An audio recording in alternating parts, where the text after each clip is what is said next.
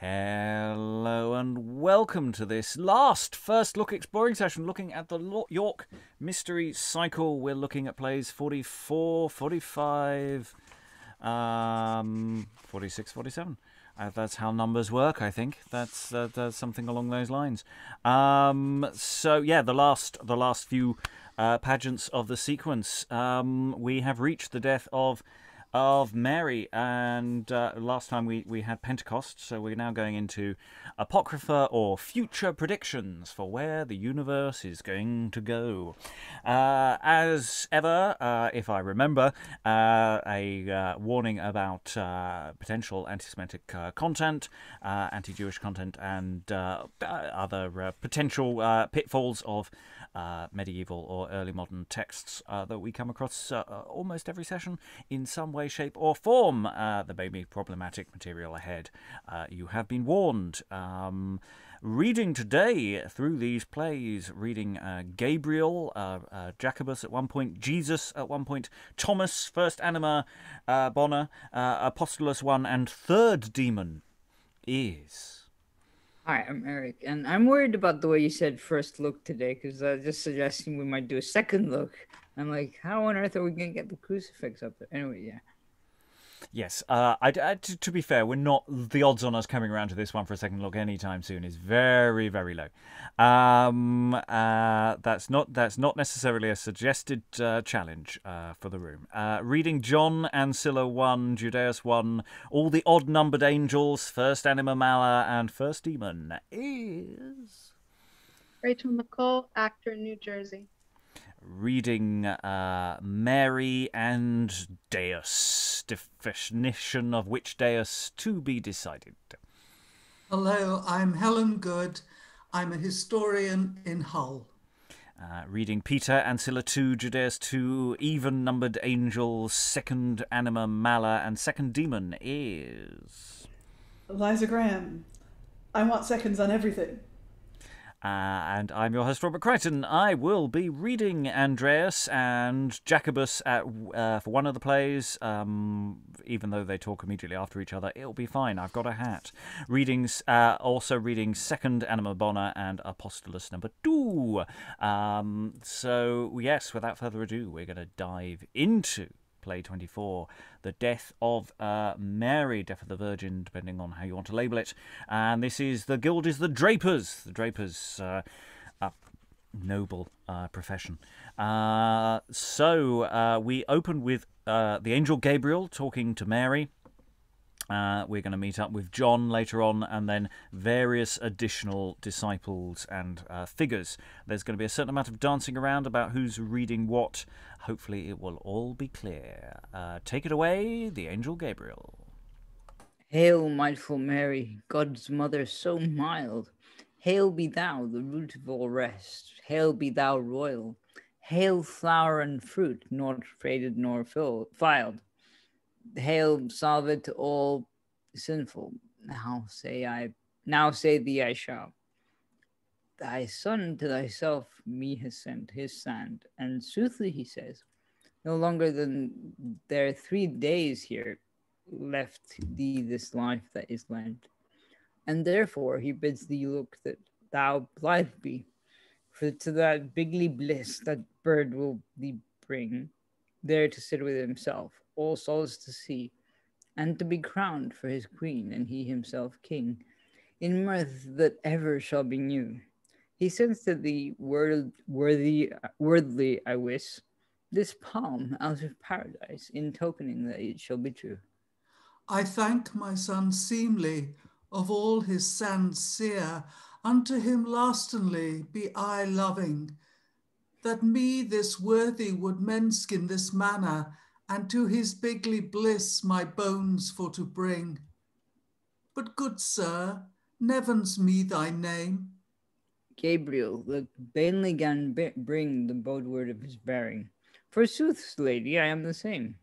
Now Gabriel, that soothly is from my son sent, I thank thee their tithings thou tells me until, and loved be that Lord of the lane that has me lent.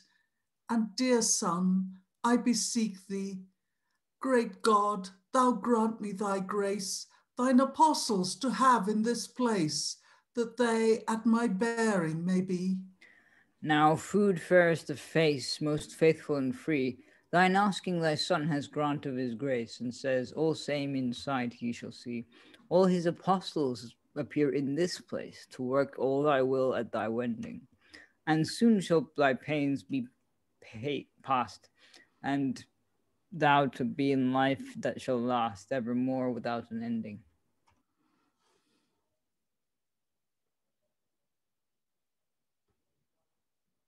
Mary, my mother, that mild is and meek, and chief chosen for chaste, now tell me, what cheer?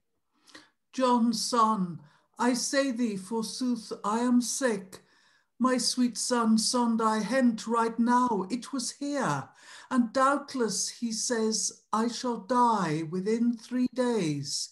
He wis, I shall be belded in bliss, and come to his own company.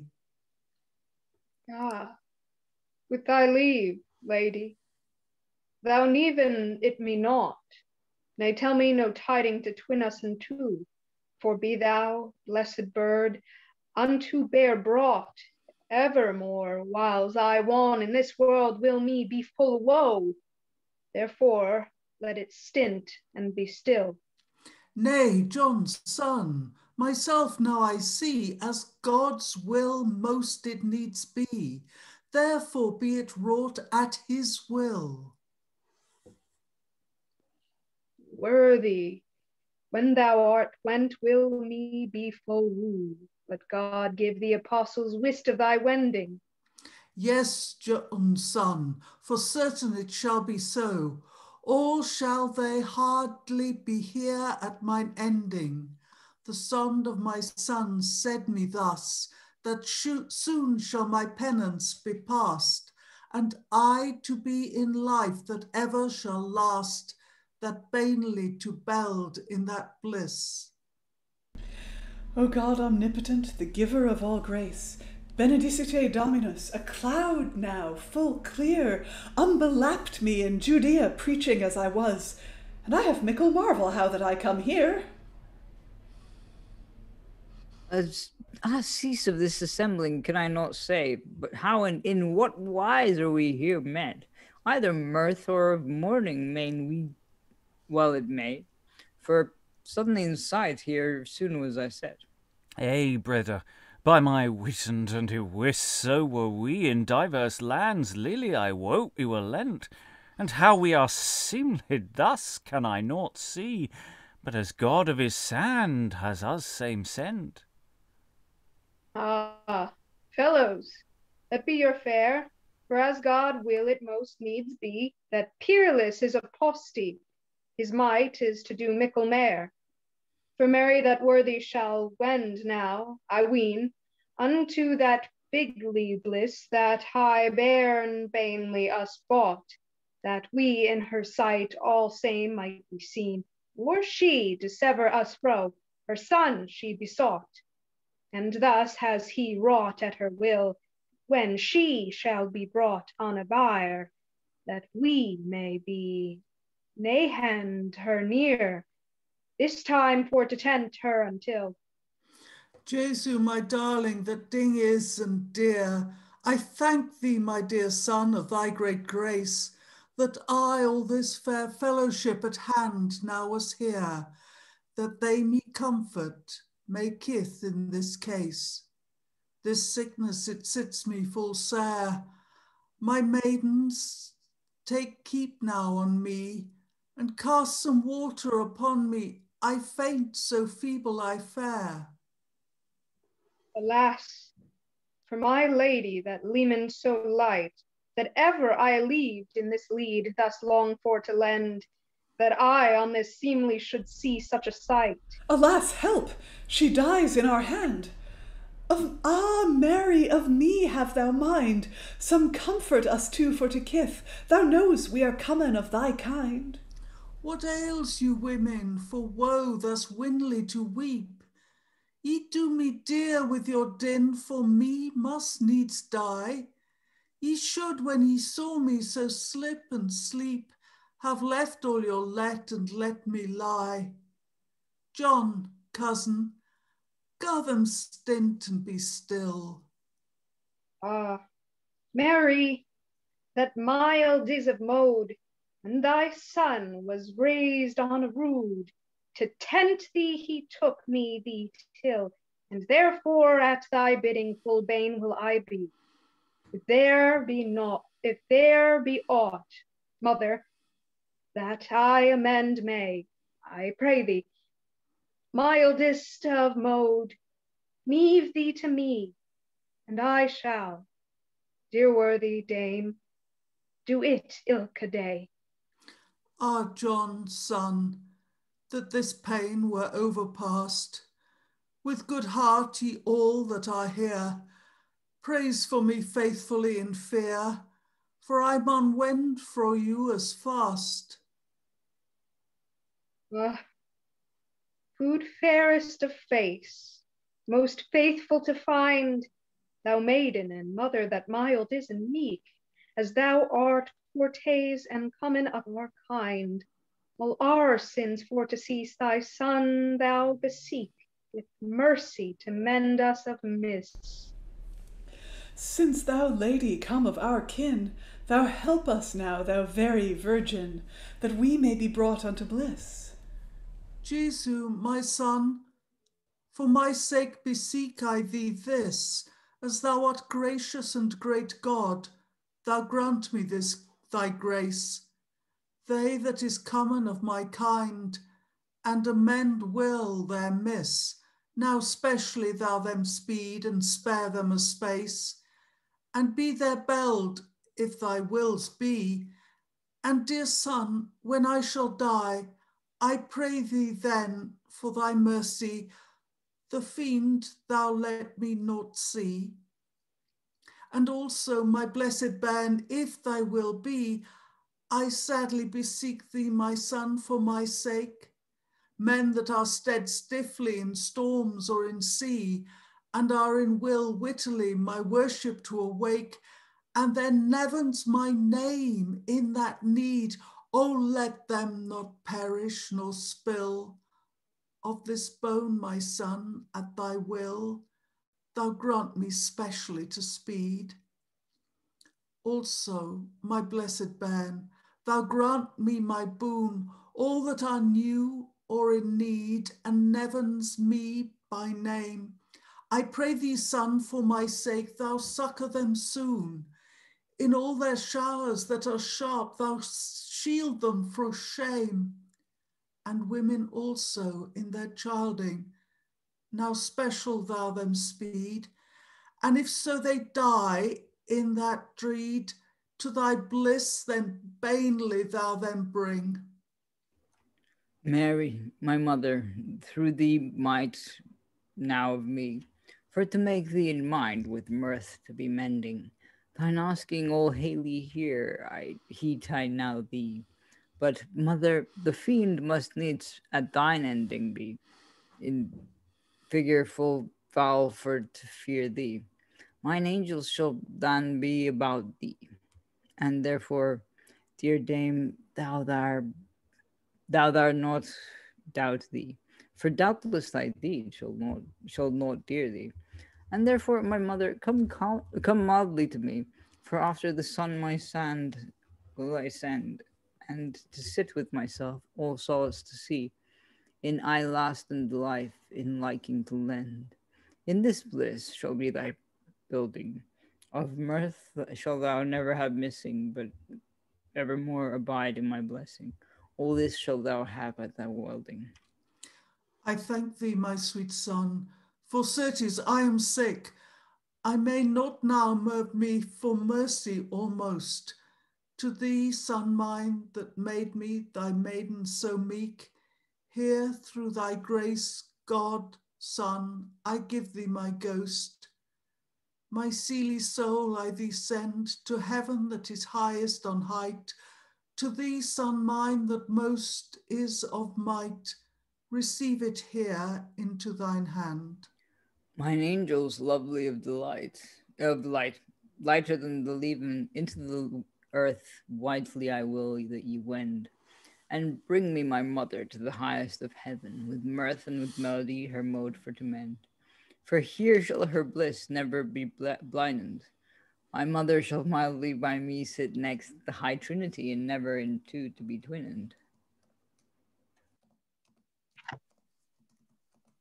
Lord, at thy bidding full bane will I be. That flower that never was faded full fain will we fet. And at thy will, good Lord, work will we with solace on ilka side that seemly sit. Let us bond to her fast, her force to defend. That bird for to bring unto this bliss bright. Body and soul we shall her ascend, to reign in this regalie, be regent full right. To bliss that bird for to bring. Now Gabriel, let us whitely be wended, this maiden mirth to be mended. A seemly song let us sing. And indeed they do, with the slightly interesting question of the stage direction saying, with one devil. Not sure what that's all about, but then they sing an antiphon, Ave Regina Caelorum. So thus ends the play with a song, which is lovely. Lots of bigly bliss there. Nice to know that that's a term that has a long pedigree out there, though used today by people who don't necessarily know of its lengthy pedigree. Thoughts on the room about this? It's this reconciliation with death motif that seems to be going on. Thoughts on the room, Liza, then Helen. Oh wait, Helen, as Mary, I think Helen gets priority over all of us, for she sitteth on the right hand of Jesus, etc. Well, the place is set. The place is set. Yeah, I'm not there yet. Yeah. Yeah, go on. A couple of plays to go yet. Go, Liza. Well, just saying that this very much establishes the mythos of Mary, that she will intercede for you to Jesus if you pray her to do so. For women in childbed, that's the curse of Eve. After Eve ate the apple, God said, "You will bear children in pain and sorrow," and Mary can actually intercede for you while you're in that situation. And of course, Mary also is invoked to pray for us at the hour of our death. So here we see her undergoing death as a model of how we should do it.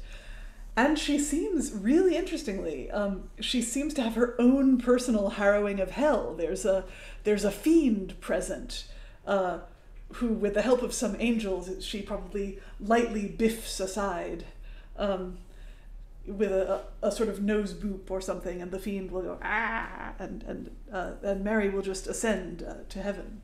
Yes, as we all know, the Virgin Mary there, with her great powers of the nose boop, is available. I mean, we do have other texts where that power of intercession is important. So the Durham Prologue, which is an introduction to a play we don't have, the central conceit of which is that someone can intercede to Mary on the behalf of their soul, and also Pride of Life. That intercession is also intimated, even though again we don't actually have that bit of the manuscript. That bit of the play is lost. So there are definitely plays about that are very keen on Mary's power of intercession and the importance of that, and not just praying to Jesus, but also to his mother Helen. Yes, she wants the apostles there to carry her bier, and the angel says, "Consider it done." And they are in other parts of the country doing other things, and they are suddenly transported. It's very much beam me up, Scotty. Mm. And they suddenly, and somewhat to their amazement, arrive, which I had not expected. Mm. Yeah, there's all the mod cons are available here. Absolutely. Well, why not? Why not? And then we have this dialogue, possibly the nicest dialogue you get from Jesus to Mary. Actually, he can be a bit sniffy with his mother in lots of texts in the Bible, but here it's quite a nice little exchange.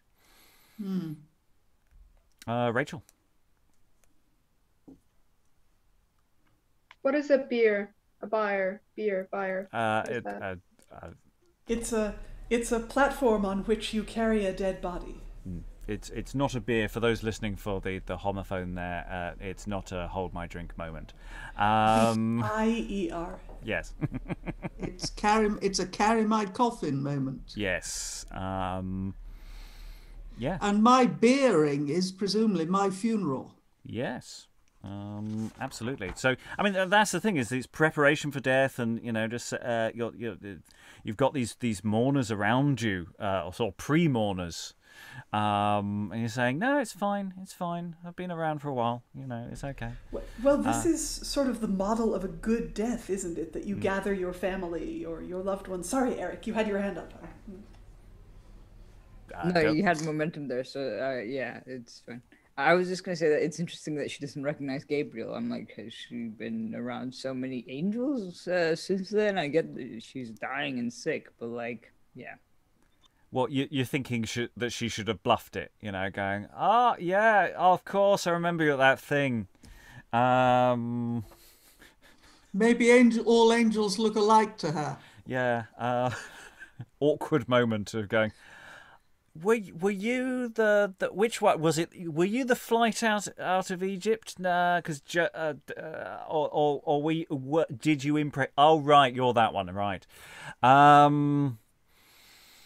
Yeah, awkward moments with angels. Other thoughts before we move on to the next one? Okay, without further ado, we're going to go to the next play, The Funeral of the Virgin. And that was The Funeral of the Virgin. Sadly, we've got a reference to there being another play between this and the next play, but we have no, we have nothing to read for you. So that's a little teaser for you. We're going to go straight on to play 45, The Assumption. Wait, Rachael has her hand up. Oh, Rachael. Who were the people that sponsored this one? What do they do? Right. I mean, the ones that sponsored The Funeral of the Virgin, and then, I guess the ones who also sponsored the next one. What did they do? So I'm just looking up now The Funeral of the Virgin. Again, it's the linen weavers is apparently for the. All of these seem to be very textiles based. So we've just had the drapers. This seems to be the linen weavers, but I say we're not really quite sure how much. I'm not really sure how much data we've got on the Funeral of the Virgin as to how firm that is. And then we've just got the weavers again for the Assumption of the Virgin. So this is, I say, it's all very much cloth manufacturing in various different forms, or the cloth trade. There might even be more available coming up. So, yes, play 45, The Weavers, The Assumption of the Virgin. And actually, perhaps we might say one of the starring roles is Thomas. Who knew? So we pass the baton over to Eric to be Thomas this time. There's lots of angels. We've just alternated angels, but the script, I think, has about 13 listed angels. Not the luckiest of numbers, and then various disciples I think maybe pop in later on. I could be wrong on that front, but anyway, without further ado, Thomas, take it away. In wailing and weeping in woe am I wrapped, in sight and in sorrow, in sighing full sad. My lord and my love, low, full low is he lapped. That makes me to mourn now, full mate and full mad. What harling and what hurling that heathen he had! What breaking of branches were roasted about him! What bowling with beating of brothers full bad? It leers me full layly to love him and lout him that comely to ken. God's son Jesus, he died for us. That makes me thus to mourn among many men. Among men may I mourn for the malice they meant to Jesus, the gentlest of Jews' generation. Of wisdom and wit were the ways that he went, that drew although domesmen durf indignation. For doubtless full dear was his Jew domination. Unkindly they killed them, their king for to ken, with careful comfort and cold recreation. For he mustered his miracles among many men, and to the people he preached.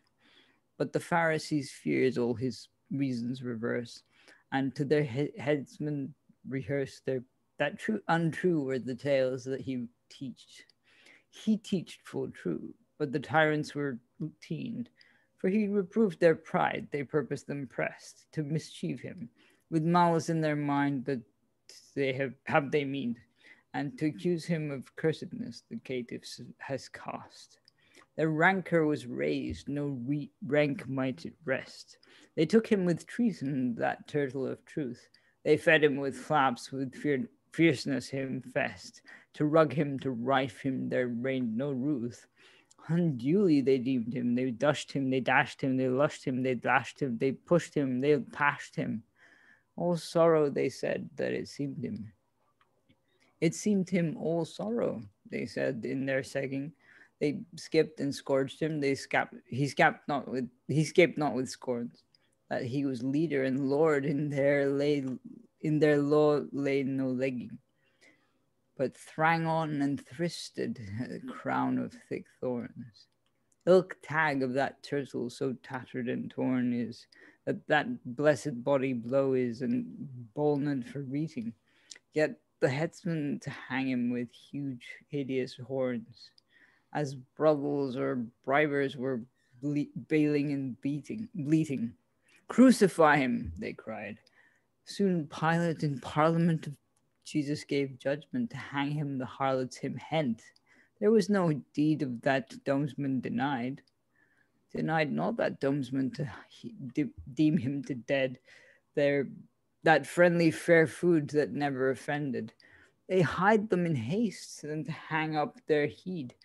What woe that they wrought him no wight that would have wended. His true title they took them, no tome for to attend it, but as a traitor attainted, they told him and tugged him. They shonted for no shouts, his shape for to shend it.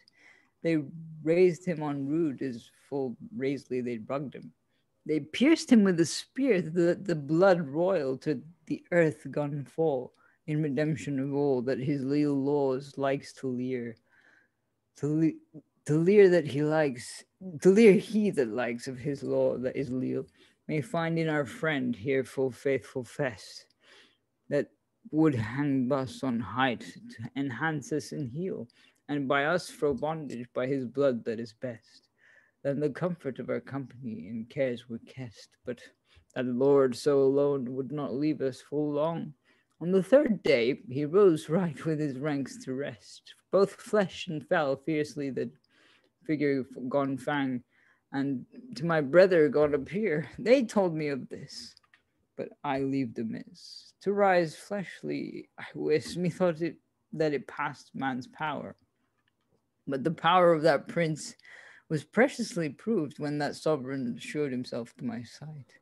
To mean of his manhood my mind was all mieved, but that reverent reduced me by reason and by right. The wounds full wide of that worthy wight he framed me to fell them, my faith for to fest. And so I did doubtless, and down I me dight. I bend my back for to bow and obeyed him for best.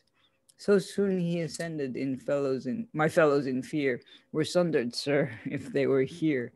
My mirth were mickle amended. Amended were my mirth with that main for to meet.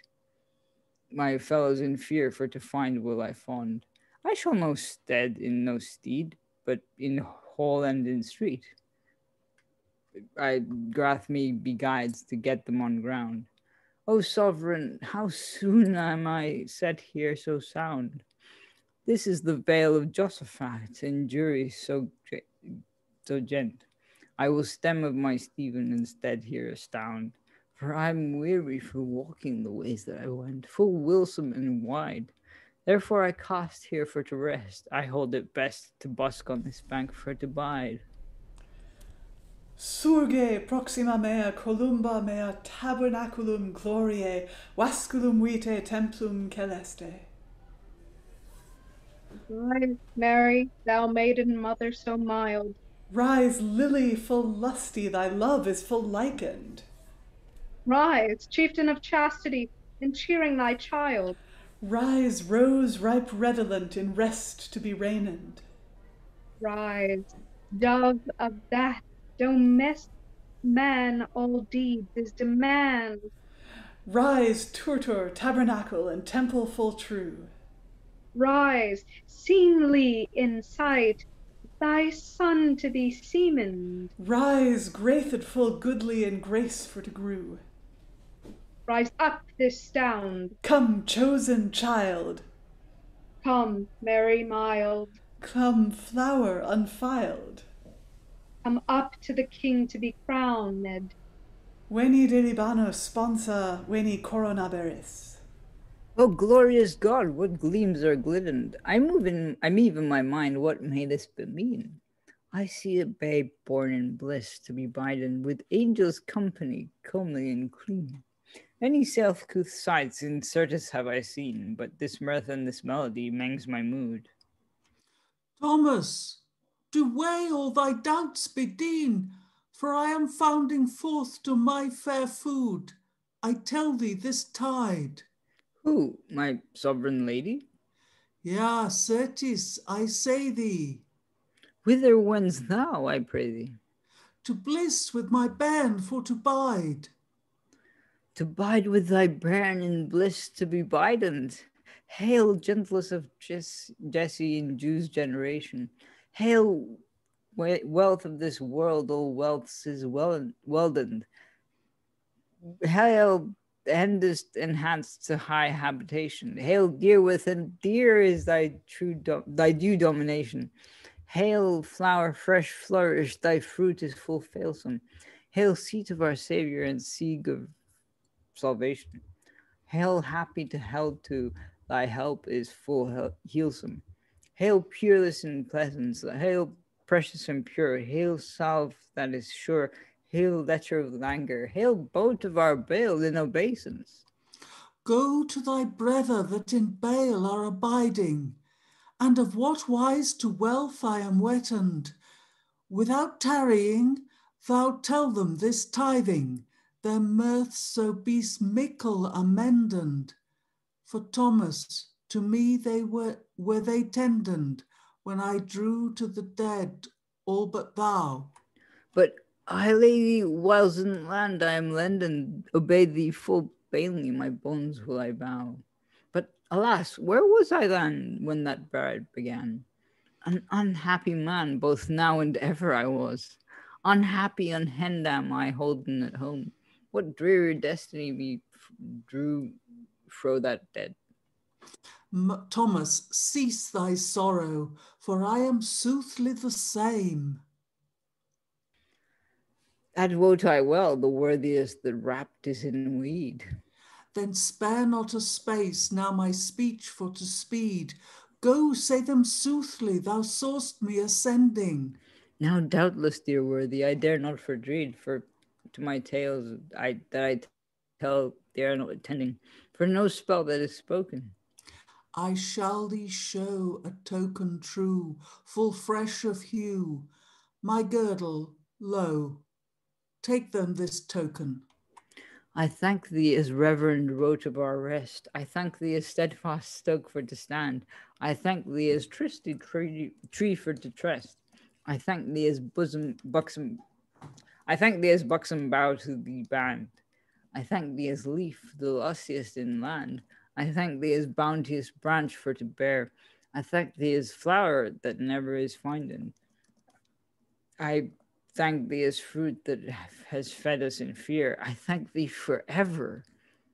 If they reprieve me, now shall they leave me. Thy blessing give me, and doubtless I shall do my dever. Thomas, to do then thy dever be dressend.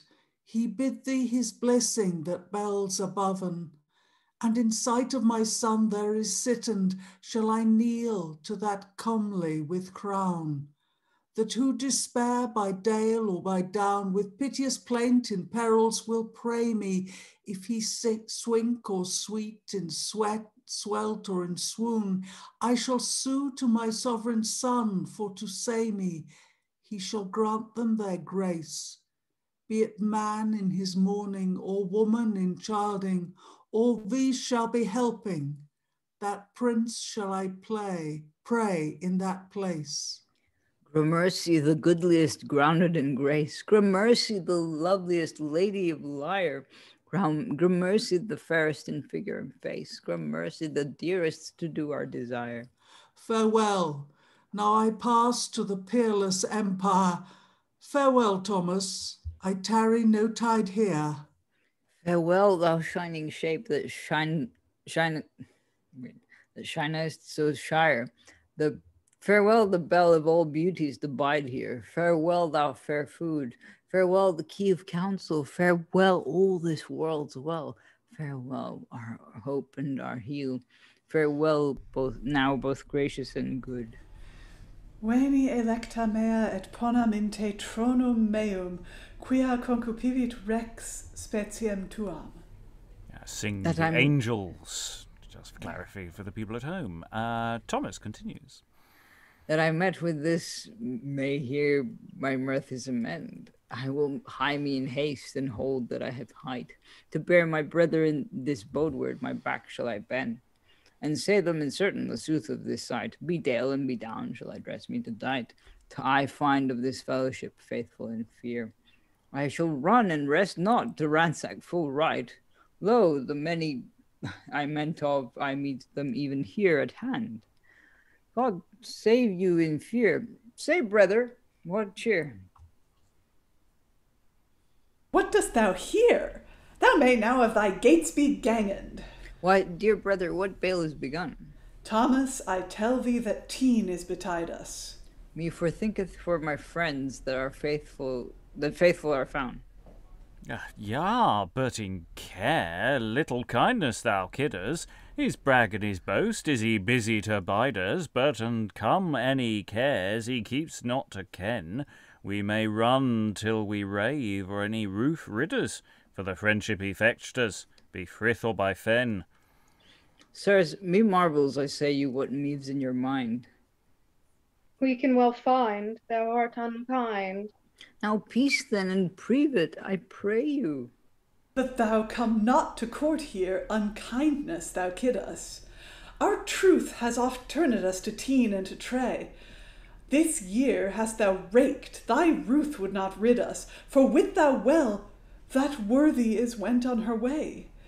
In a deep den is she dolven this day. In a deep den, dead is she dolven this day. Mary, that maiden and mother so mild. I wot well, I wis. Thomas, do way. Yet force not to fray near me will not be filed. Sirs, with her I have spoken latter than ye. That may not be. Yes, kneeling on knee. Then, tight, can thou tell us some token? Lo, this token full tristy she took me to take you. Ah, Thomas, where gate thou that girdle so good? Sirs, my message is meven some mirth for to make you, for founding fleshly I found her till her fair food, and when I met with that maid, and it mended my mood. Her sand has she sent you, so seemly to see. Ja, Thomas, unsteadfast, full staring thou stood, that makes thy mind now full mad for to be. But hearken and hear now, let us look where we laid her, if any folk have afraid her. Will we grope where we graved her, if we find aught that fair one in fear now? Behold, Now hither your heads in haste. This glorious and goodly is gone from this grave. Lo, to my talking ye took you no tent for to trust. Hey, Thomas, untruly now trespassed have we. Mercy, full kindly, we cry and we crave. Mercy, for foul have we faulted in fay. Mercy, we pray thee, we will not deprave. Mercy for deeds we did thee this day. Our Saviour so sweet forgive you all, and so I shall this token toll have I brought you your bales to beat. It is welcome, Ewis, from that worthy wight, for it was wont to wrap that worthy virgin. It is welcome, Ewis, for that lady so light, for her womb would she wrap it with it, and were it with win. It is welcome, Ewis, for that salver of sin. It is welcome, Ewis, fro the key of our kin, for about that reverend it reached full right. Now kneel we ilk one upon our knee. To that lady free, blessed mote she be, yea, for she is lady loathsome alone. Now, brother, be's busy and busk to be bound to ind will I torn me and tremble to teach.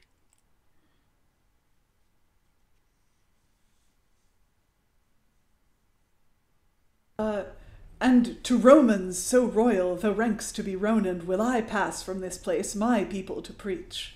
But I shall Samaritanus so sadly in search, to where them be wisdom they work not in waste. And to Achaia full lely that lead for to leech, will hie me to help them and heal them in haste. This commandant accords, sirs, sin ye will so, me must needs part you fro. To Asia will I go. He lead you, that Lord of all lords. The Lord of all lords in land shall he lead you, whilst ye tremble in trouble, the truth for to teach. With fruit of our faith in firth shall we feed you, for that labor is lovesome, ilka lead for to leech. Now I pass for your presence the people to preach, to lead them and lear them the law of our Lord. As I said, us must asunder and sadly in search, like ilka country, to keep clean and knit in one cord off our faith. That freely food that died on rude with main and mood, he grath you be goods for grath. Play end. So yeah, Thomas gets his chance to say, no, it was, you need to believe it this time. That, you know, is that an interesting irony that's at play here. She gets to rise from her grave, so we have this alternative resurrection sort of moment here. So it's riffing off the original narrative with Jesus, but we get this version as well. We get angels singing, lots of them. There's a lot of hailing. There's a lot of thank yous. There's a lot of farewells. There's a lot of stuff. Thoughts in the room, Helen? Yeah, I'm very glad to discover where the Virgin's girdle came from. There were quite a lot of them around in Europe, and they were especially used for protection in childbed. People would borrow the relic, and it'd be very solemnly brought to the house of a woman going into labour. But I'm glad to know where its provenance. Yes, it's feeding off all these apocryphal stories that have built up around the Bible, and this is another example of it. Other thoughts from the room? It's got singing. It's got a rising. We've got, you know, a bit of drama as well. There's something really interesting about, you know, Thomas's grief, and then also Thomas having to convince other people And it's just like going, does anyone really... You feel that, they all sort of apologise to him. And I'm sort of thinking, well, now you know how it feels. It would have been perhaps a more naturalistic response. Liza. Yeah, it's really intriguing that Thomas, when Christ was initially resurrected, Thomas was famously the doubter. And he refused to believe until he had something he could touch. And in this one, Thomas does recognize Mary, and I guess he does take her at face value, but he asks for a token because he knows that other disciples won't believe him. He doesn't ask for it, she offers it. In other versions, he does ask. In this version, it's spontaneous. It's true. He tells her his problem, that the others will not believe him. And she... And she proposes, she gives him the girdle as the solution to the problem, yes. So it's interesting that before we had Thomas being the doubter and all the other disciples being convinced, and now Thomas is convinced and all the other disciples are doubting, and the proof is an empty grave, very similarly. Yeah. Yes, because they all go, oh, whoa, where's he gone? Yeah. So yes, it's mirroring quite a lot. Rachael. No, just that this is sort of it feels like a redemption arc for Thomas, that he believes right off the bat. It's not just that it's the shoes on the other foot, but a miracle comes to him too, or whatever. And yes, Thomas is sometimes known as Thomas of India because that's where he's heading off to. And they're all talking about heading off now. And of course, in different versions, you have sort of different senses of how the disciples are all going off to do their ministrations to different places. And obviously, in the previous one, people are whisked back by divine courier services. But yeah, we've got that sense that this is the last party, as it were, for all the humans on Earth, the last gathering before they all head off and never see each other again, and in some cases dying horrible deaths. Yeah, there's a sort of bittersweet quality perhaps to that ending.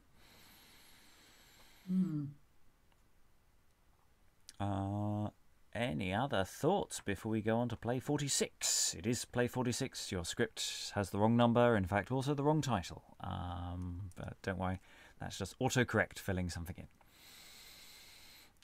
For no readily apparent reason. Oh, yes, I see what you mean. Yeah.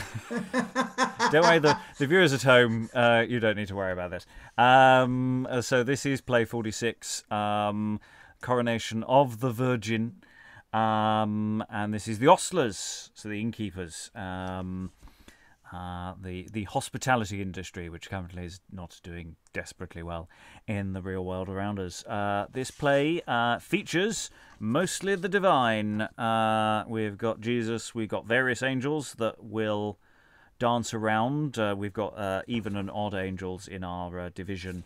And, of course, we've got Jesus and later on Mary. So this is the coronation of the Virgin. We had a promissory note that Jesus has set aside a seat for her.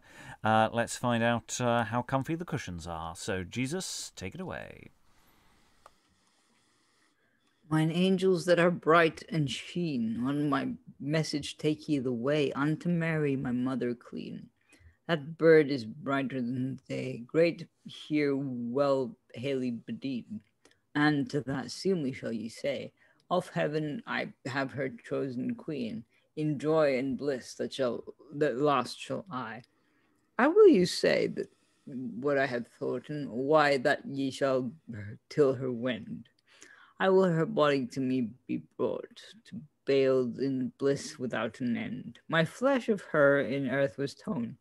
Unkindly thing it were, I wis, that she should bide be here alone, and I build here so high in bliss. For thee till her shall ye fare, full friendly for to fetch her hither. There is nothing that I love more in bliss than we shall be bound together. Oh. blissful Lord, now most of might, we are ready with all our might, thy bidding to fulfill to thy mother, that maiden free, chosen chief of chastity, as is thy will. Of this message we are full fain. We are ready with might and main, both by day and night. Heaven and earth now glad may be, that freely food now for to see, in whom that thou didst light. Lord Jesu Christ, our governor, we are all bound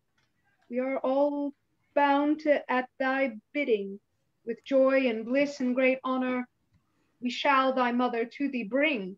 Hail, the daughter of blessed Anne, thee which conceived through the Holy Ghost, and brought forth both God and man, the which felled down the fiend's boast. Hail, root of rise, that forth brought that blessed flower, our Saviour, the which that made mankind of naught, and brought him up into his tower. Of thee alone he would be born into this world of wretchedness, to save mankind that was forlorn, and bring them out of great distress. Thou may be glad, both day and night, to see thy Son, our Saviour. He will be crowned now, Lady Bright, thou blessed mother and fair flower. Mary, mother and maiden clean, chosen chief unto thy child, of heaven and earth thou art queen. Come up now, lady meek and mild. Thy Son has sent us after thee, to bring thee now unto his bliss. There shall thou belled and blithe be, of joy and mirth shall thou not miss. For in his bliss without an end, there shall thou all kind solace see, thy life in liking for to lend with thy dear Son in Trinity. Our blessed be God, Father all well done, himself wotteth best what is to do. I thank him with heart and hand, that thus his bliss wouldn't take me to. And you also, his angels bright, that from my Son to me is sent, I am ready with all my might, for to fulfill his commandment. Go we now, thou worthy wight, unto thy Son that is so gent, we shall thee bring into his sight, to crown thee queen, thus has he meant. All heaven and earth shall worship thee, and vainly be at thy bidding. Thy joy shall ever increased be, of solace sir then shall thou sing. And there is a song. Lord and heaven's King, here is thy mother thou after sent. We have her brought at thy bidding. Take her to thee as thou hast meant. Jesu, my Son, loved mote thou be. I thank thee heartily in my thought, that this wise ordained is for me, and to this bliss thou hast me brought. Hail be thou, Mary, maiden bright, thou art my mother, and I thy son. With grace and goodness art thou dight, with me in bliss shall thou won. Now shalt thou have that I thee height, thy time is past of all thy care. Worship shall the angels bright, of new shall thou wit nevermore. Jesu, my Son, loved mote thou be. I thank thee heartily in my thought, that on this wise ordained is for me, and to this bliss thou hast me brought. Come forth with me, my mother bright, into my bliss shall we ascend, to one in wealth, thou worthy wight, that nevermore shall it have end. Thy news, mother, to even them now are turned to joy, and sooth it is, all angels bright, they shall thee bow and worship thee worthily, I wis. For mickle joy, mother, had thou when Gabriel greatly will be this, and told thee tristly for to trow, thou should conceive the King of bliss. Now, maiden meek and mother mine, it was full mickle mirth to thee that I should lig in womb of thine, through greeting of an angel free. The second joy, mother, was sin without and pain when thou bare me. The third, after my bitter pine, was for dead on live thou saw me be. The fourth was when I sighed upright to heaven unto my father dear. My mother, when thou sawed that sight, to thee it was a solace seer. This is the fifth, thou worthy wight, of the joys that this has no peer. Now shalt thou beld in bliss so bright, forever, and I hide thee here. For thou art chief of chastity, of all women thou bearest the flower. Now shalt thou, lady, beld with me in bliss that ever shall endower, full high on height in majesty, with all worship and all honors, where we shall ever samen be, belted in our bigly bowers. All kin's sweetness is therein, that man upon may think or wife, with joy and bliss that never shall plin. There shalt thou, lady, lead thy life. Thou shalt be worshipped with honor in heaven bliss that is so bright, with martyrs and with confessors, with all virgins that worthy white. Before all other creatures I shall be give both grace and might in heaven and earth to send succor to all that serves thee day and night. I grant them grace with all my might through asking of thy prayer, that to thee call be day or night in what disease so that they are. Thou art my life and my liking, my mother and my maiden sheen. Receive this crown, my dear darling. There I am king, thou shalt be queen. Mine angels bright, a song ye sing in the honor of my mother dear. And here I give you my blessing, holy now, all in fear. Yes, they've been reunited. They're off there in heaven. They've got all their ducks in a row. It's all gone very well. It's interesting that this play is effectively happening at the same time as the previous play, in the sense that you've got the Earth perspective of the Assumption, and then the heavenly coronation side of it all, and that they effectively happen at the same time. And stuff's going on there. Thoughts? Helen noted in the chat that Mary says the same thing twice. It's in the text. It's just as it is.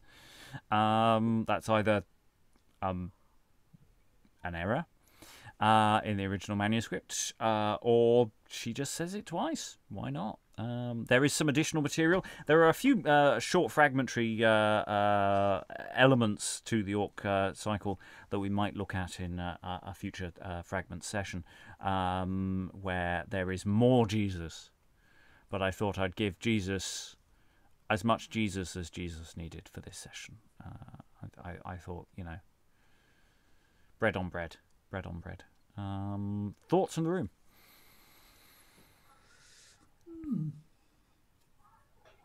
Do you feel suitably coronated? Oh, absolutely.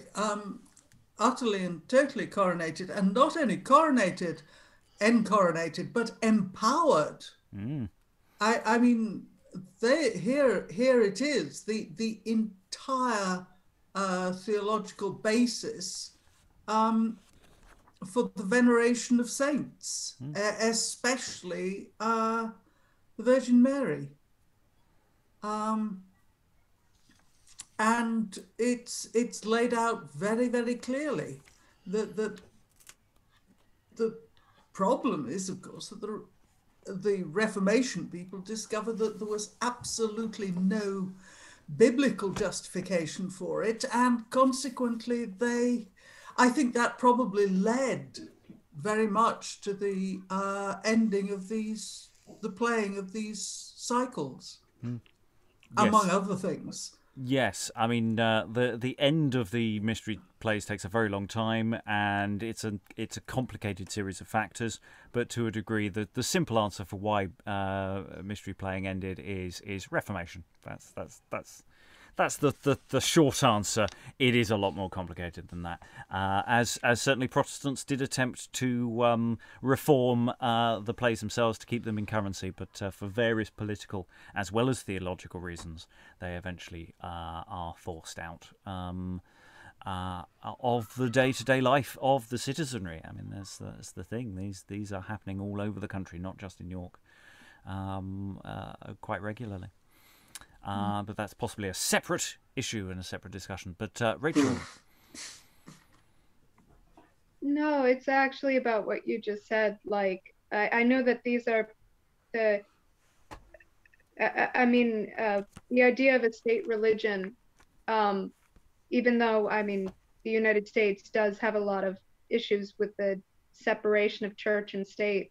You know, what this play has me thinking about is, you know, how people talk about God in some of the more secular plays that we read, that could be a character choice for people as to whether they genuinely believe, or it just has a socially advantageous, you know, connotation, or how much it is adhering to a state religion, if that makes sense, like just for the purpose of not, you know, getting thrown like in a torture chamber like Thomas Kidd or something. Yes, other thoughts, Eric? I find it interesting that you get this. I mean, obviously we talked about this, like, sort of, because they're different pageant wagons and that kind of thing. They give the summary twice. Like the huge Thomas one going sort of, you know, this is what happened in previous episodes. And then you get the summary from Jesus as well, sort of going, this is where we're at, Mom. Yes. And yeah, we each play is reiterating certain important theological points that they want to make sure are there. Absolutely. Other thoughts? Anyone want to throw in? Well, no? Okay. Well then, I think it's time. It's time for that final play in the sequence. It's the time Helen's been waiting for. This is where we have a changing of the guard for a different... Well, it's always a bit of a moot point at this point in the sequence as to whether we're talking about God, Jesus, or whatever, how they're incorporated. They're all one. They're all three. In a moment, God is going to speak. That will be Helen. We've got some angels. We've got some revenants who are good and revenants who are bad. We've got some demons. They're all bad. But before we get to that, this is by the Mercers, which is a sort of quite a vague guild in many ways. It's doing all sorts of jobs. It can be almost perceived as more of a fraternity than it is necessarily a specific set of trade relations. It's more general trade. I think, off the top of my head, do contradict me if I'm wrong on that one. So, for the Mercers, Doomsday, play 47. Let the trumpets ring out. I don't know if the trumpets ring out before, but I'm going to ring them out anyway.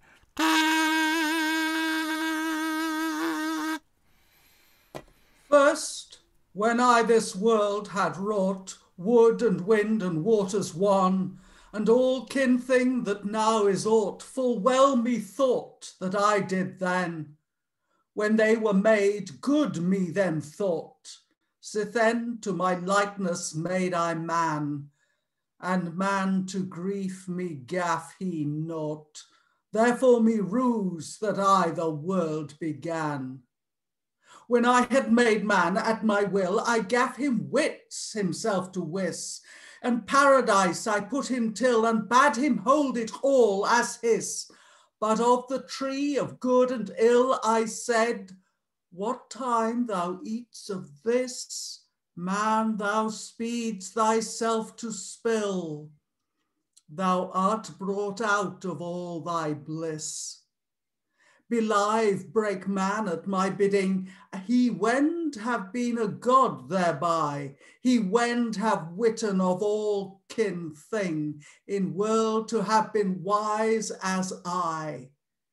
He ate the apple I bade should hing, thus was he beguiled through gluttony, sith then both him and his offspring to pine I put them all for thee.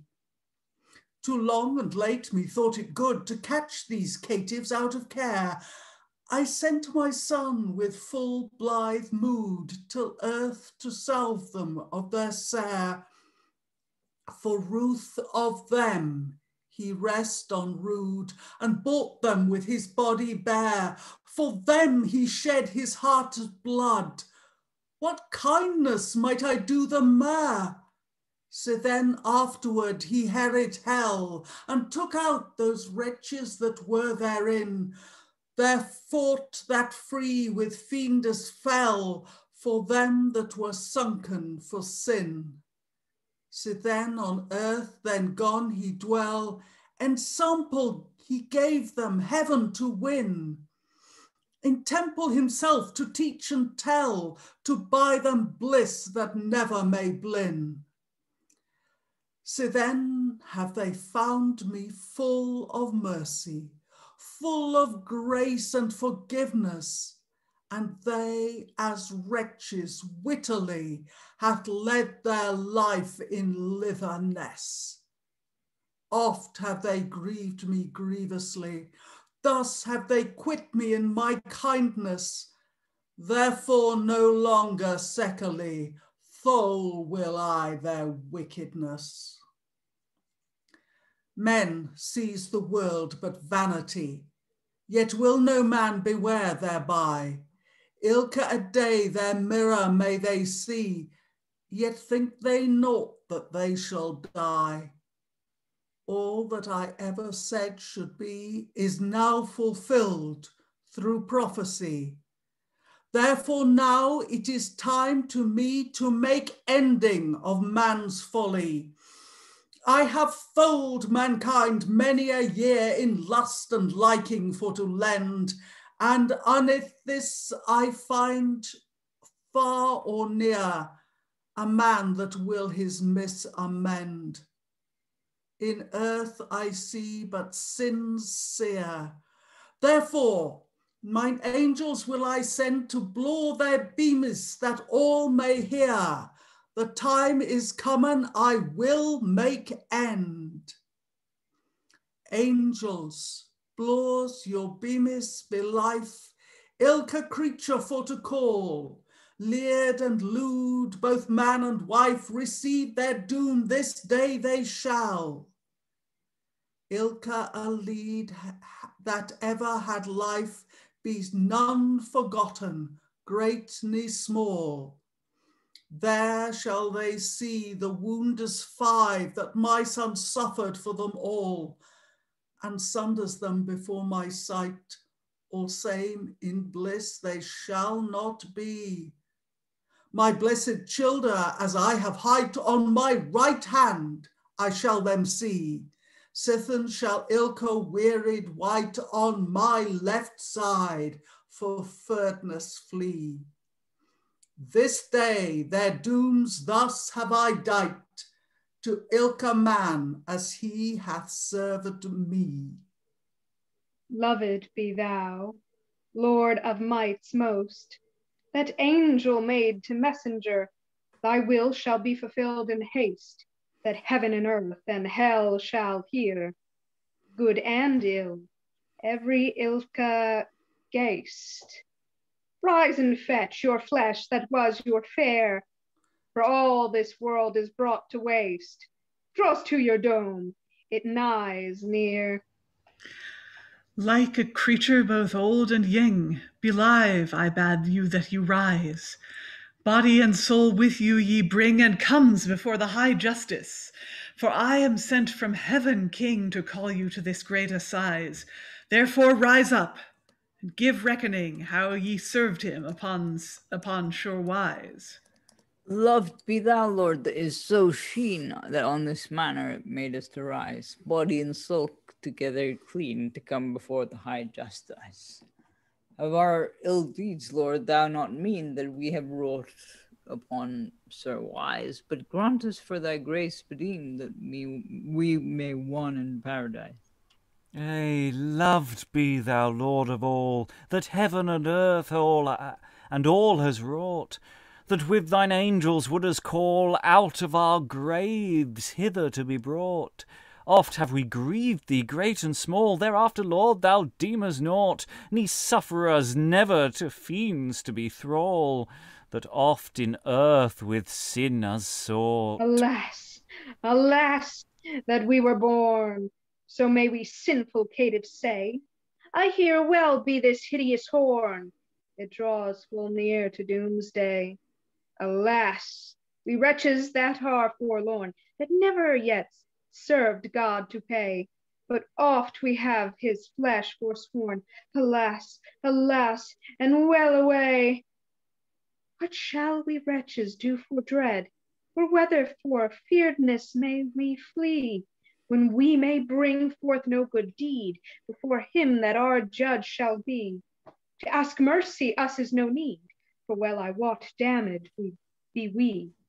Alas, that we swilke life should lead, that dight us has this destiny.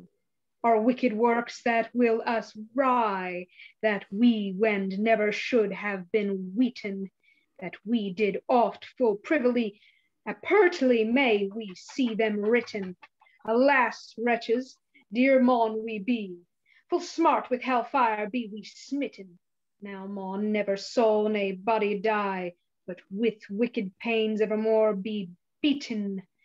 Alas, for dread sore may we quake, our deeds be's our damnation, for our mismenning mon we make. Help may none excusation. We mon be set for our sin's sake, forever fro our salvation, in hell to dwell with fiends black, where never shall be redemption.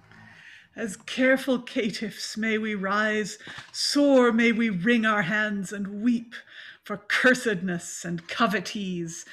Damned be we to hell full deep. Wrought we never of God's service, his commandments would we not keep. But oft then made we sacrifice to Satanas when others sleep. Alas, now weakens all our wear, our wicked works we may not hide, but on our backs us must them bear, they will us ray on ilka side. I see foul fiends that will us fear, and all for pomp of wicked pride. Weep we may with many a tear, alas, that we this day should bide. Before us plainly be's forth brought the deeds that shall us damn bedeen, that ears has heard or heart has thought, since that ears has heard or heart has thought, since any time that we may mean. The foot has gone or hand has wrought, the mouth has spoken or eye has seen. This day full dear then be's it bought. Alas, unborn and we had been. Stands not together, part you in two. All same shall ye not be in bliss. My Father of heaven will it be so, for many of you have wrought amiss. The good on his right hand ye go, the way till heaven he will you wis.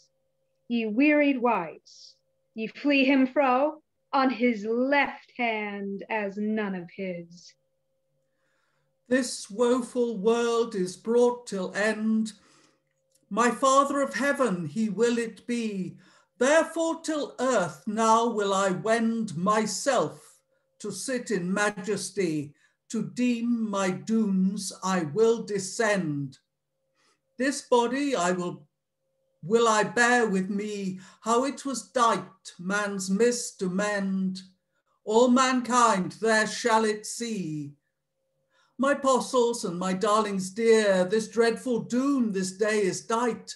Both heaven and earth and hell shall hear, how I shall hold that I have height.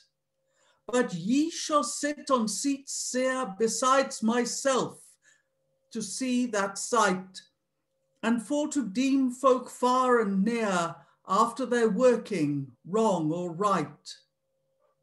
I said also, when I you sent to suffer sorrow for my sake, although that would them right repent should with you wend and windly wake, and to your tales who took no tent should fare in fire with fiends black.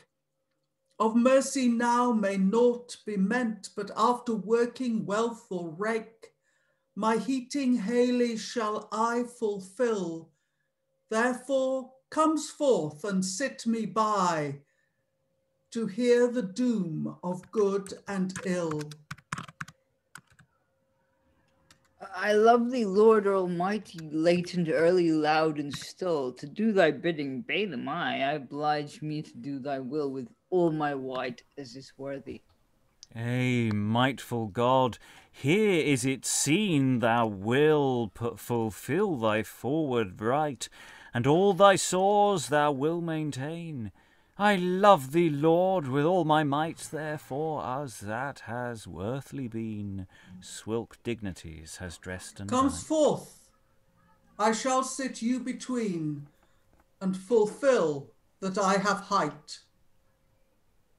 And he goes, God goes to the seat of judgment as the angels sing. Fellas, array us for to fight, and go we fast our fee to fang the dreadful doom this day is dight. I dread me that we dwell full long. We shall be seen ever in their sight, and warily wait, else work we wrong. For if the doomsman do us right, full great party with us shall gang.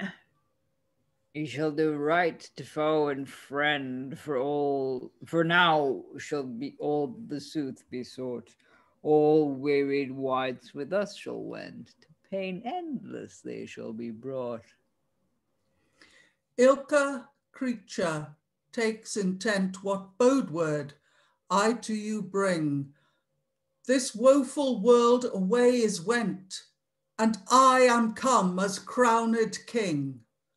My Father of heaven, he has me sent to deem your deeds and make ending. Common is the day of judgment, of sorrow may Ilka sinful sing. The day is common of caitiveness, all them to care that are unclean. The day of bale and bitterness, full long abiden has it been.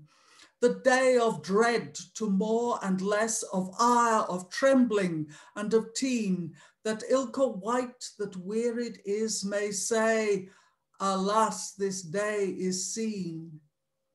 Here may ye see my wounds wide, the whilk I tholed for your misdeed, through heart and head, foot, hand, and hide, not for my guilt, but for your need.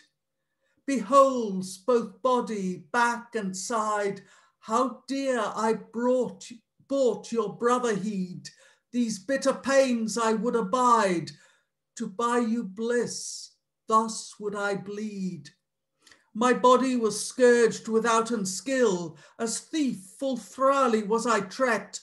On cross they hanged me on a hill, bloody and blue as I was beat. With crown of thorn, throssen full ill, this spear into my side was set. Mine heart blood spared naught, for they for to spill. Man, for thy love I would not let. The Jews spit on me spiteously, they spared me no more than a thief. When they me strake, I stood full stilly, against them did I nothing grieve. Behold, mankind, this ilk is I, that for thee suffered swilk mischief. Thus was I dight for thy folly. Man, look, thy life was to me full lief. Thus was I dight thy sorrow to slake, man, thus behoved thee to borrowed be. In all my woe took I no rake, my will it was for the love of thee. Man saw aught thee for to quake, this dreadful day, this sight to see. All this I suffered for thy sake. Say, man, what suffered thou for me? My blessed children, on my right hand, your doom this day ye then not dread. For all your comfort is command, your life in liking shall ye led. Come to the kingdom I last stand, that you is dight for your good deed. Full blithe may ye be where ye stand, for mickle in heaven shall be your meed. When I was hungry, ye me fed, to slake my thirst your heart was free. When I was clothless, ye me clad, ye would no sorrow upon me see. In hard press when I was stead, of my pains ye had pity. Full sick when I was brought to bed, kindly ye come to comfort me.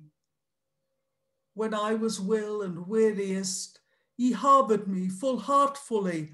Full glad then were ye of your guest, and plained my poverty piteously. Belife ye brought me of the best, and made my bed full easily. Therefore in heaven shall be your rest, in joy and bliss to be me by. When had we, Lord, that all has wrought, meat and drink thee with to feed, since we in earth had never naught, but through the grace of thy Godheed? When waste that we thee clothes brought, or visit thee in any need, or in thy sickness we thee sought, Lord, when did we this do? My blessed childer, I shall you say what time this deed was to me done. When any that need had, night or day, asked you help and had it soon, your free heart said them never nay, early ni late, midday ni noon, but as oft siths as they would pray, them third but bide and have their boon. Ye cursed caitiffs of Cain's kin that never me comfort in my care, I and ye forever will twin, in dole to dwell for evermore. Your bitter bale shall never blin, that ye have when ye come there. Thus have ye served for your sin, for dearth deeds ye have done are. When I had missed of meat and drink, caitiffs, ye catched me from your yet. When ye were set as sirs in bink, I stood there out, weary and wet. Was none of you would on me think, pity to have of my poor state. Therefore till hell I shall you sink, well are ye worthy to go that gate. When I was sick and sorriest, ye visit me not, for I was poor. In prison fast when I was fest, was none of you looked how I for. When I wist never where for to rest, with dints ye drave me fro your door, but ever to pride then were ye pressed. My flesh, my blood, oft ye forswore. Clothless, when I was oft and cold, and need of you ye'd I full naked. House ne harbour help ne hold, had I none of you, though I quaked. My mischief saw ye manifold, was none of you my sorrow slaked, but ever forsook me, young and old, therefore shall ye now be forsaked. When had thou, Lord, that all thing has, hunger or thirst, sin thou God is? When was thou in prison was? When was thou naked or harbourless? When was it we saw thee sick? Alas, when kid we thee this unkindness? Weary or wet to let thee pass? When did we thee this wickedness? Caitiffs, as oft as it betide that needful ought asked in my name, ye heard them naught, your ears ye hid, your help to them was naught at home. To me was that unkindness kid, therefore ye bear this bitter blame. To lest or most when ye it did, to me ye did the self and same. My chosen childer, come unto me, with me to one now shall ye wend. Their joy and bliss shall ever be, your life in liking shall ye lend. Ye cursed caitiffs, from me ye flee, in hell to dwell without an end. There shall ye never but sorrow see, and sit beset anas the fiend. Now is fulfilled all my forethought, for ended is all earthly thing. All worldly wights that I have wrought after their works have now waning. They that would sin and ceased naught, of sorrow's seer now shall they sing. And they that mended them whilst they mought, shall build and bide at my blessing. And thus he makes an end with singing of angels crossing from place to place. We're not quite sure who's crossing from place to place or how that all works, but the play ends and the angels sing a song that we do not know. And thus closes York, the final performance of this final pageant, presumably played almost in pitch darkness by the end of a very long day, and then everyone goes off and gets drunk. So yeah, we've got a seat of judgment, we've got various revenants of people. The bad people get to say 8 times as much as the good people. Well, we get to say how sorry we are that we didn't do better, because God has now given us what for. Whereas the good people just sort of get to go, hey, we were good? When was that, Lord? Yeah. Did you enjoy that? It's the Helen, essence of Christianity, that last speech, isn't it? It's a pity more Christians don't think about it. It's God's speech in that last play is just generally amazing, and I'm so glad we had Helen to read it. You're a very convincing God. I hate to think about what happens to your students when they didn't do their essay. I'm told that some of my students were frightened of me, and I have never been able to work out why. But I'm told it is true. I had an English teacher once who'd been an actor in some Hammer horror films. He had a great death stare for when you hadn't done your work. But yeah. We possibly digress. Well, you remember the creation in York is basically a monologue for God, right? Until God creates somebody to talk to. Yeah, I mean, the fall of Lucifer, you get angels and then Lucifer, but the creation is just basically a one deity show. Yeah, for 170 lines. And then in the next play, an additional 40 odd. So yeah, it's a lot of God. So now God also brings the show to a close and gives us a little mirror passage to the creation saying, I love, now is fulfilled all my forethought, for ended is all earthly thing. It's amazing that. Yeah, everything's gone. And of course he does the other callback is to Adam, they're going all the way back, to that, then leaping forward to the harrowing of hell, and just really tying up in a neat little bow all the theological points that's going on here. I mean, you've got to have the people rising from the graves. You've got to have the bodily resurrection. Yes, and the mouth of hell. We need, if we're playing in pitch darkness, we need the mouth of hell with lots of fire. Yes, Yeah, and I think a lot of the caitiffs, well, when I've seen it, the caitiffs have all tried to do a runner and have got caught and brought back in, at the end of a pitchfork. Yes, there's three demons who get dialogue, and there's a lot of room for improvisation there. One feels. Do we think they divide the audience into the righteous and unrighteous? Well, yeah, I think that's definitely one way of doing it. We've seen it. Yes, it is not an unknown way of staging it. There's lots of ways of going for that. So yeah, it has to be said.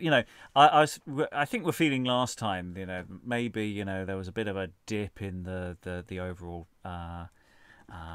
York. There was got this little. It was all a bit repetitious, and we sort of nothing's really happening. And then you get to season finale, and they're throwing everything at it. Yeah, and Mary gets her own resurrection. Yeah, we need that resurrection. It went down really well last time. Let's do it again, but with Mary. There we are. That's good. And then let's just destroy the world. Yay. People were saying in the chat they were going, "Oh, zombies," and I was going, "You want zombies? You have to go for the Chester Antichrist play. That's where you get the real zombie action, plus really apocalyptic, weird end of the world stuff." Okay, Rachel, were you waving? You were discussing the Muppets. We were lengthily discussing the Muppets. I was giving of my best God, and you were discussing the Muppets in chat? Yeah, we were discussing Big Bird. We went on and on, all sorts of tangents. I'm afraid we're all going to hell. Sorry. Yeah. You bet you are. But Bigian and I have fixed it. But you are an amazing God, it must be said. Muppets. We haven't talked about the Muppets demons. on the videos for a while, but we were discussing, seriously what we do with the demons, and some kind of puppetry is a perfectly legitimate option, he said, as he massively pedalled away, and how scary puppets could be. We got onto Through the Dragon's Eye, which has a sort of demonic version of Big Bird. It's all sorts of terrifying things. Anyway, Rachel, you were actually going to make a point, I think, before Helen read up on what we've been chatting away in the chat section. Fireworks. I wrote in the chat before that, fireworks, that this would be a great one, this very last one, to have fireworks, like a show, if it's for just for a town and it's outdoors, just the end of the festival, closing it, so I was asking if they had that technology, and I don't know if they actually staged it that way, but I just think it would be a great thing to have at the end of the night, if this is at the end of the night. And I also wonder if yesterday's plays, if they were scheduled during a time when people would have walked off for dinner or something and wouldn't be watching them, or maybe they would. I don't know. I shouldn't gauge other people's interest based on mine, especially people from like 600 years ago. Everyone the pageants, loves explosions, don't they? They do, and we have plenty of inferences from other plays about explosions and smoke and sulfur and things like that for demons. Helen? Yeah, they tried this in Hull in the early 16th century. The gunner in the town had a sideline in fireworks, and he did the pièce de résistance was a sort of cartridge, and he got black powder and Greek fire and all sorts of stuff. Anyway, it went off and it killed 4. But we do. I mean, they were dangerous, and also they weren't coloured. They only had white at this stage. Liza? I can testify that when you set stuff on fire, sometimes color happens by accident. because things like copper burn green and various metals burn blue. But we have in other texts, we definitely have indications of smoke effects and things. So we do know that there are options. The thing to remember, like when they open the hellmouth, I just want a big pile of easily inflammable material that they just light, and the fire just goes. Yes, that's how it goes. It goes. It goes like that. On Rachel's point about the timing and how it all works. So the pageants work their way sequentially across the day. So of course, the final performance of that final pageant would be perhaps when it's quite dark. But when it first starts trundling through York, it might only be sort of mid-afternoon or whatever the timing is. So there are different stages where that might happen. So you've got lots of chances across the day to catch any and all of them. So it'd be interesting actually how the flow of the day functions actually if you're doing it that way. That sometimes you have a quiet time, quiet crowd, and the multiplicity of performances and how they work in different spaces. Some spaces are quite overcrowded by houses, so you have a very good acoustic, and sometimes it'll be crap, and it won't be anywhere near as good. Difficult to know precisely because not all of York is exactly as it was.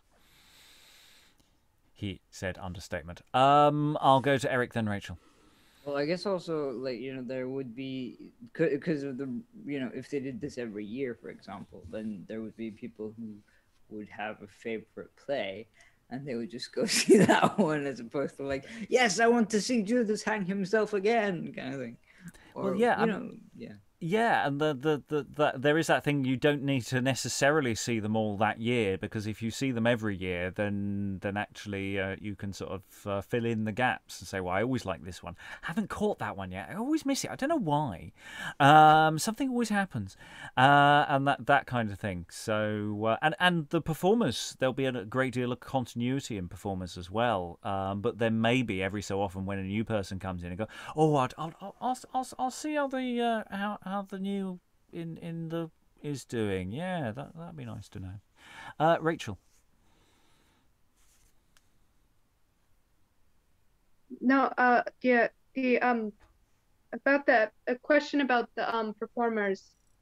Were they local people, or would they come from other places, hired on? And then also just looking at the form of this text, with all the rhyming and the way that it's, the poetry of it, the way that, now that we're looking at later stuff in the afternoons / mornings for me, that the way the performance area is kind of changing, maybe you don't need the tight rhyming keeps the understanding for the audience. It's easier for people to understand that, and it's maybe easier to project, if that makes sense. And how later on that becomes a stylistic and character choice that people choose, playwrights choose to use or leave behind. But yeah, about the performers. Well, we do have, and broadly speaking, they're local, and broadly speaking, they're people that but we do have accounts of all over the country that that buying in good talent, it happens. We have this sort of problem of talking about this as effectively an amateur activity, but there's a big blurry line between what we might call an amateur and professional. Money does change hands more often than you'd think, but you might still have another job doing something else. So it's difficult to say, we get a proper pucker professional in, even if they're paying someone to come in. It might just be that someone is really good, X miles away, and they can name their price because they do a job. Yeah, I don't know if actors had a guild at this time. Then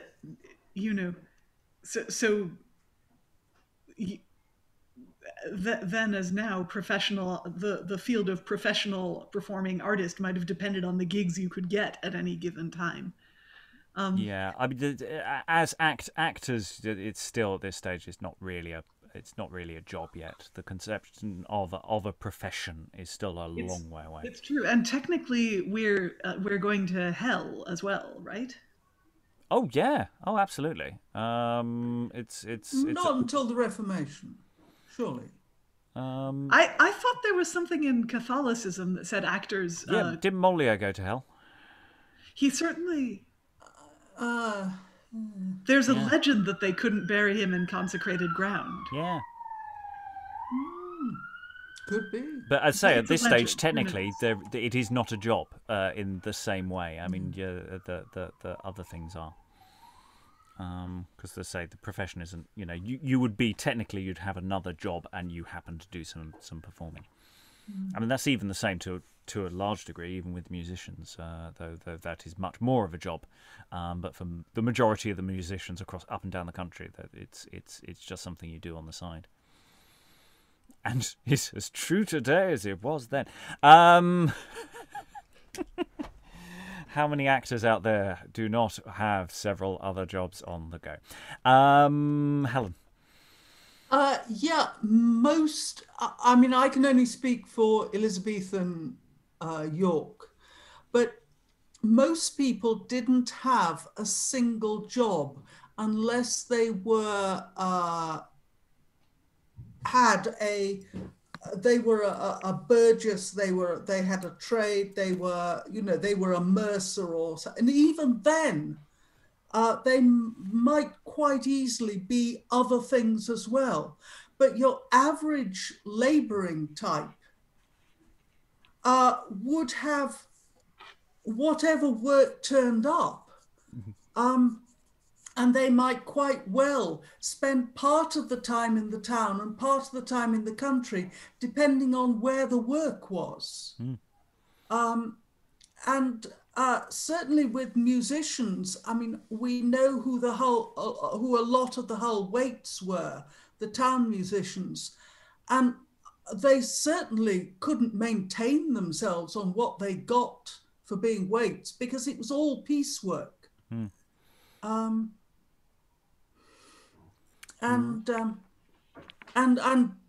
very much dependent on the goodwill.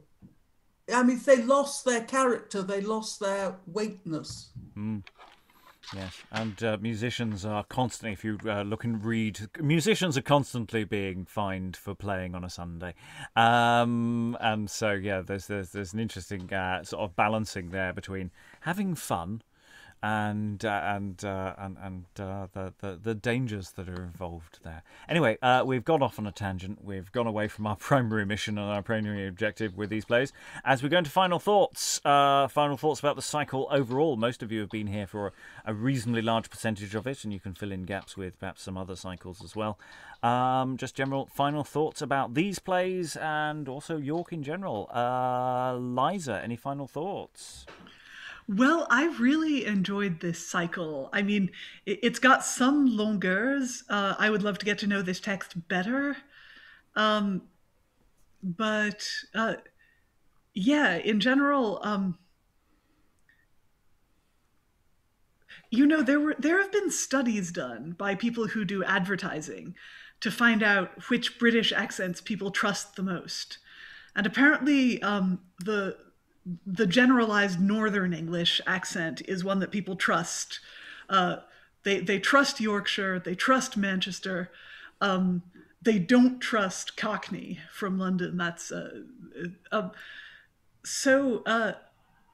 there's something a little bit viscerally more authoritative about a Yorkshire god than an RP god, if God stops mid-creation and tries to sell you a can of lager, you're probably buying one. Sorry, no idea where that came from. Anyway, yes, York. As mystery cycles go, my heart is with Townley, but I quite like York. It does have a certain completeness to it. I mean, it does have a few lacunas in the manuscript, but it does have a certain completeness to it. It's true, and Townley doesn't always have that. Yes, And also because it's a one-day gig as well. You see, Chester has a certain completeness to it. In fact, excessive completeness, one could say about Chester. Compendiousness. Yeah, or at least multiplicity of texts. So it's quite editorially, it's a nightmare. But Chester is something that changed. It was originally done on one day, but then it splits to 3 days. And there's something about that going, oh, you did it over 3 days. Not working quite as hard. It's not like it's, oh, you're just doing a few places. Oh, it's a bit of a lighter schedule for everyone. There's something hardcore about York. It's an endurance marathon that has a certain interesting appeal to it. Eric, any final thoughts? I have to admit, I'm currently distracted by the cat, just because, you've got the head of one cat in frame, and then suddenly the tail appearing on the other side. Magic. How do you call it? I think it's an interesting thing, because, where I come from, we don't have these things. So it's mystery cycle, weird. But, I like how throughout you get, you've got Townley, you've got York, you've got Chester. I don't know if Noah in Chester is any funnier than the other ones, but I found it interesting that you have this overlap of characters from. I mean, obviously you would, because they're mystery cycles, but I find it interesting that the Noah play is always the fun one, and then the Harrowing of Hell is the action blockbuster one.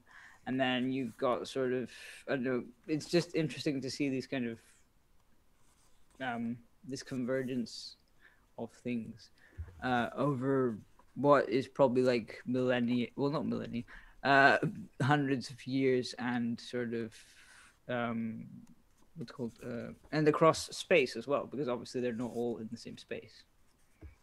Yeah, Chester is quite fun. It's got some nice things. They certainly go into the animals a lot more. You actually get the proper animals 2 by 2 in Chester. Cocks, kites, crows, lots of bears, wolves, apes, owls, marmosets, weasels, squirrels, ferrets. Cats, dogs, camels, asses, lions, leopards. They've got all the animals in Chester. And I don't think that there were many animals in this Noah at all. I mean, it's sadly, and that's the sort of Noah that we connect with today, because thinking about the genocide is just a bit awkward. Rachael, any final thoughts? I don't know. It's over. That's my. I don't know. I think the most interesting part about this is the poetry of these, and that this does, in some way, it did affect writing, or at least this style of theater. This outdoor theater. Where people would go by with the wagons, or these. This period of these semi-amateur, semi-professional people, and I think it influences the other writing stuff that we've read, and other genres that we've read. So it was interesting, even though I'm not so big on the God subject matter, but that it, influenced the morality plays and all these other things, but these aren't something that I've ever really heard of, even though they're kind of sort of the root maybe for, what our modern theater in English is, or, part of one of the roots of our, of literature, or not literature in English, drama in English. Yes, there's a debate point for a future discussion. Helen, final thoughts? Yeah, I'm now really regretting that I went for an RP God, which would not have been particularly difficult and might have been an easier read, but it just never, I wasn't thinking straight. Can we start Can we start again and do it in Yorkshire? Yes. Well, your voice, even when you do RP, Helen, your voice has a northern sound to it. My God, oh no. My father was spinning in his, actually he's cremated, so he's spinning in his urn. I mean, the idea that my expensive education and someone spots that I'm from the north. I mean, the whole point of my education was to make me sound as if I wasn't from the north. That's the point of an expensive education, you understand. You can take the girl out of the north, but you... So it appears. However, yeah, well, I've been here for 18 months now, so, well, 16 anyway, so probably some of it's rubbing off. Hey-ho. Anyway, I find it difficult to decide whether these are community plays or religious plays or tourist plays. I mean, talking just about the York cycle now. Is this the thing we do together? Or is this the thing we do for God? Is the intention that the audience should enjoy it? Is the intention that the audience should be spiritually renewed? I mean, I'm not entirely sure where to place this. I mean, in Beverley, there was an annual procession with the body of St. John of Beverley, which went out to the daughter churches, and it was processed out of town with suitable fun and games of varying sorts. The people who were to carry it went into strict training, which included not having any alcohol for 48 hours before they did the carrying. I mean, I don't know. That was very religious, and the church were constantly trying to prevent the carnival aspect of this procession. But this, I don't know. This, I mean, that last God thing, the last speech was the essence, as far as I see it, of Christianity, and was telling them straight. Do good, you go to heaven. Do bad, you go to hell. Your choice. Now, you know, that's a religious message, but it's also fun. Yeah, I mean, there's no absolute reason why all of three things are not in play. It's just the question of over time as well, whether there are shifts and balances and how those tensions play out against each other, because they're not all mutually inexclusive.